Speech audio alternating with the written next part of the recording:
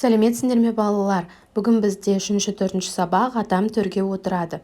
Бұл өткен сабақтың жалғасы. Здравствуйте, ребята! Это продолжение урока «Атам төрде отырады», 3-4 урок. Перед тем, как начать урок, подпишись на канал. 7-ші тапсырма дастархан әдебі мәтініне мына суреттердің қандай қатысы бар? Дастархан басында не істеуге болмайтыны туралы жаз.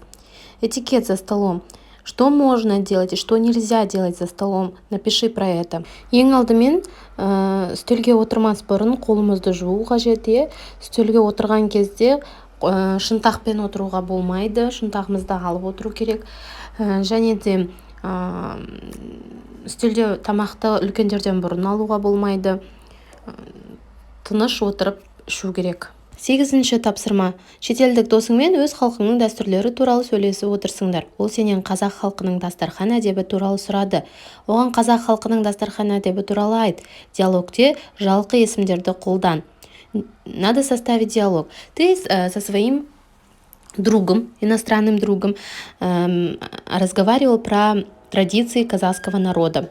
И еще он спросил у тебя про этикет за столом. Что ты расскажешь? Расскажи в диалоге.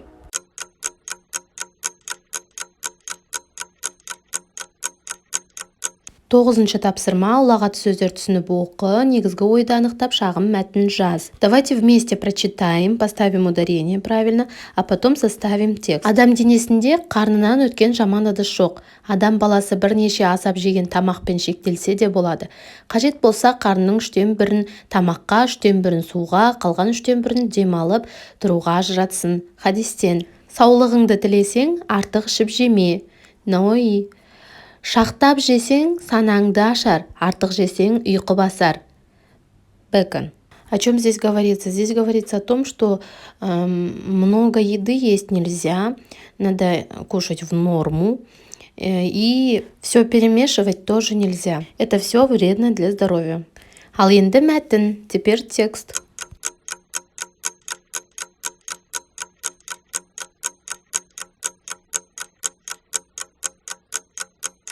10-шы тапсырма. Ұлағатты сөздерден жалпы есімдерді тап, сол сөздерді қатыстырып сөйлем құрап жаз. Это значит, из 9-го задания надо выписать нарицательные, имена нарицательные. И с ними составить предложение. Есте сақта, запомни. Құрметті қонақтар, төрге шығыңыз, астан дәм татыңыз, бата беріңіз. На этом мы закончили урок. Подпишись на канал и поставь лайк. Осымен біздің сабағымыз аяқталды. Келесі сабақта кездескенше сау бол.